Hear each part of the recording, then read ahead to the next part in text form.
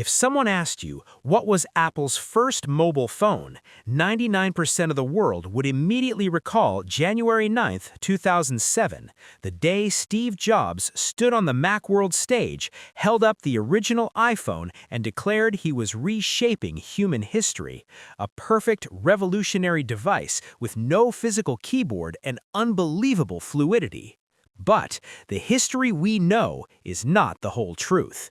In reality, Apple had another child, a device born even before the iPhone, and it was such a terrible disaster that Steve Jobs wanted to erase it from history forever. It was sluggish, ugly, hard to use, and infuriated thousands of customers who ended up returning it. You are watching the Behind Brand channel. Welcome to episode 1 of our special documentary series, Top Secret Files: The Battle to Birth the iPhone. Today, we rewind to the early 2000s to reopen one of Apple's darkest chapters, a handshake that created a technological disaster, and how that humiliation ignited the greatest project of the 21st century. To understand why Apple stumbled into a phone disaster, we must understand their position at the time. In the early 2000s, Apple was at the absolute peak of its glory thanks to a money-making machine called the iPod. This compact music player was so successful that by early 2007, it accounted for a massive 48% of Apple's entire corporate revenue. The iPod wasn't just a product, it was the soul and the lifeline that brought Apple from the brink of bankruptcy to becoming a tech giant. But Steve Jobs, with the vision of a genius, never rested on his laurels. Looking out at the streets, he saw millions of Americans having to carry 3 devices in their pockets at once: a BlackBerry for work, a standard cell phone for calls, and an iPod MP3 player for music. Jobs recognized an inevitable rule of technology: convergence. Sooner or later, consumers would only want to carry a single device, and that was the root of his ultimate fear. Mobile phone companies were integrating more and more features. If one day Nokia or Motorola phones could store and play music excellently, who would buy an iPod anymore? The mobile phone was the enemy capable of killing the iPod.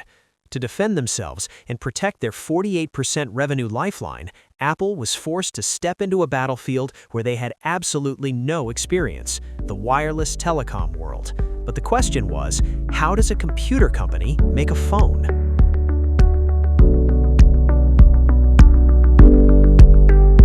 At that time, manufacturing a phone from scratch was incredibly risky for Apple. The mobile industry was completely controlled by telecom carriers. Carriers dictated which phones were sold, how they were designed, and what features they had. For a control freak like Steve Jobs, bowing down to carriers was simply unacceptable. Therefore, in an effort to bypass dealing directly with carriers, Jobs chose a safer route: finding a partner. He approached Motorola. At the time, Motorola was the shining star of the tech world, with their Razr flip phone, the thinnest and most stylish device on the market. The proposed deal seemed perfect. Apple and Motorola would join forces. Motorola would handle the hardware manufacturing, while Apple would simply focus on what they did best: putting their iTunes music management software into the phone.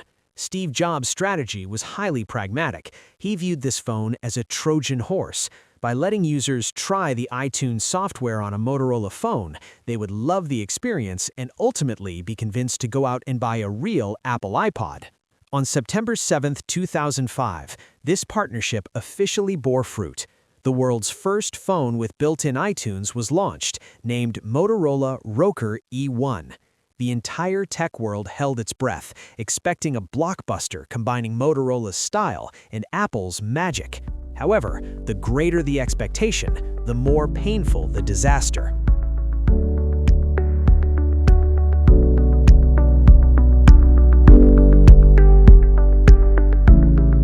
The launch of the Motorola ROKR E1 wasn't just a simple commercial failure. It was a betrayal of consumer expectations, and the root cause of this device's death came from the selfish calculations and terrible patchwork of both giants. Let's dissect exactly why this hybrid child was so pathetic. First, sabotage from the inside, the storage bottleneck. The harsh truth is, Apple never truly wanted the ROKR E1 to be a massive success. At the exact same time this phone was in development, Apple was preparing to launch its new darling, the iPod Nano. Steve Jobs feared that if the ROKR E1 could hold thousands of songs, it would cannibalize the sales of the iPod Nano. Therefore, Apple tampered with the firmware and delivered an unbelievable self-destruct blow. They intentionally limited the ROKR E1 to storing a maximum of exactly 100 songs, regardless of how large the user's memory card was. Imagine, in the booming era of digital music, being locked at 100 songs made the ROKR E1 look like an outdated toy. This backstabbing act even infuriated then Motorola CEO Ed Zander, who angrily blurted out, "Screw the Nano," upon realizing his device had been deliberately crippled by Apple. Second, the nightmare called PC Sync. Despite being branded the iTunes phone, the software experience was pure torture. Users couldn't buy and download music directly over a wireless network. Instead, to get songs onto the phone, they had to plug a cable into a computer, open iTunes, and wait for a painstakingly slow and cumbersome PC sync process. This experience completely contradicted the fast and seamless philosophy that users always expected from Apple's ecosystem. Third, a patched-up design and a stage disaster. The ROKR E1 wasn't even a brand new design. It was essentially just the old Motorola E398 phone wrapped in a white plastic shell with a dedicated button to open iTunes.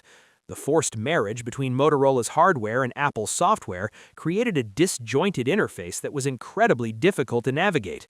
The climax of this humiliation occurred right on stage at the 2005 launch event. When Steve Jobs picked up the phone to demo the music switching feature, the clunky design backfired. He pressed the wrong button. The device failed to resume playing music, leaving the famously perfectionist CEO sweating and clumsily trying to save face before thousands of watching eyes. The frustration was evident on his face. Steve Jobs himself hated this device. The aftermath. Consumers are not stupid. They expected a revolutionary breakthrough, but what they got was a sluggish phone with intentionally stripped-down features that was terrible to use. The consequences were immediate. The ROKR E1 was shunned by customers and returned to stores at 6 times the higher rate than the mobile industry average at the time. A humiliating failure that went down in history. This stinging slap completely fractured the partnership between Apple and Motorola, but more importantly, it awakened a sleeping monster within Apple.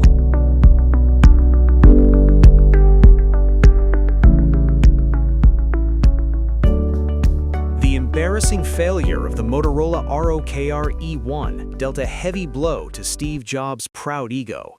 But sometimes, a bitter defeat is the most powerful catalyst for greatness. This stumble woke Apple up. They realized a brutal truth. Having to compromise and share design control with an outside company like Motorola prevented Apple from creating the phone they truly desired. If Apple wanted to create a perfect experience, a device that seamlessly merged a music player with a smartphone, they could never be allowed to compromise. They could not entrust their lifeline, software, or design to any other partner. By September 2006, Apple officially cut off support for the ROKR project. Steve Jobs made a crazy decision. No matter how difficult it would be, even though they had never made a mobile phone before, Apple had to build their own phone from the ground up, from hardware to software. Steve Jobs ordered the gathering of the most brilliant engineers in the company. The doors of the research labs in Cupertino were officially sealed shut.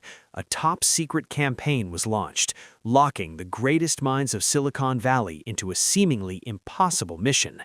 This war was named Project Purple.